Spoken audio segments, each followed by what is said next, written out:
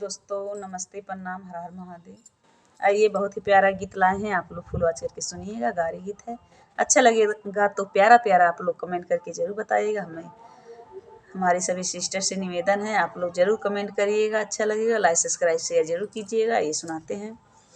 दीदी मेरी लंबी चौड़ी रूपवा बसलोना, बतावा दुल्हे साले दहेज में का लैला, बतावा दुल्हे साले। दीदी मेरी लंबी चौड़ी रूपवा बसलोना, बतावा दुल्हे साले, बतावा दुल्हे साले दहेज में का लैला, बतावा दुल्हे साले। टिकवा लैला हरवा लैला बेच के तू बहिना, हरवा लैला टिकवा लैला बेच के तू बहिना, बतावा दुल्हे साले, बतावा दुल्हे साले दहेज में का लैला, बतावा दुल्हे साले। दीदी मेरी लंबी चौड़ी रूपवा बसलोना, बतावा दुल्हे साले, बतावा दुल्हे साले दहेज में का लैला, बतावा दुल्हे साले। चूड़ी लैला कंगना लैला बेच के तू मम्मी, बतावा दुल्हे साले, बतावा दुल्हे साले दहेज में का तू लैला, बतावा दुल्हे साले।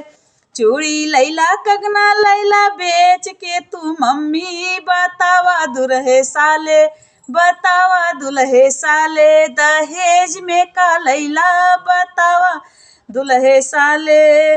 दीदी मेरी लंबी चौड़ी रूपवा बसलोना, बतावा दुल्हे साले, बतावा दुल्हे साले दहेज में का लैला, बतावा दुल्हे साले। नथिया लैली झुमका लैली लैला बेच के तू बुआ, नथिया लैला झुमका लैला बेच के तू बुआ, बतावा दुल्हे साले, बतावा दुल्हे साले दहेज में का लैला, बतावा दुल्हे साले दहेज में का लैला, बतावा दुल्हे साले। दीदी मेरी लंबी चौड़ी रूपवा बसलोना, बतावा दुल्हे साले, बतावा दुल्हे साले दहेज में का लैला, बतावा दुल्हे साले।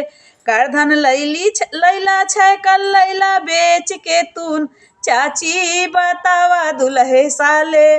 करधन लैला छैकल लैला बेच के तू चाची, बतावा दुल्हे साले, बतावा दुल्हे साले दहेज में का लैला, बतावा दुल्हे साले दहेज में का लैला, बतावा दुल्हे साले।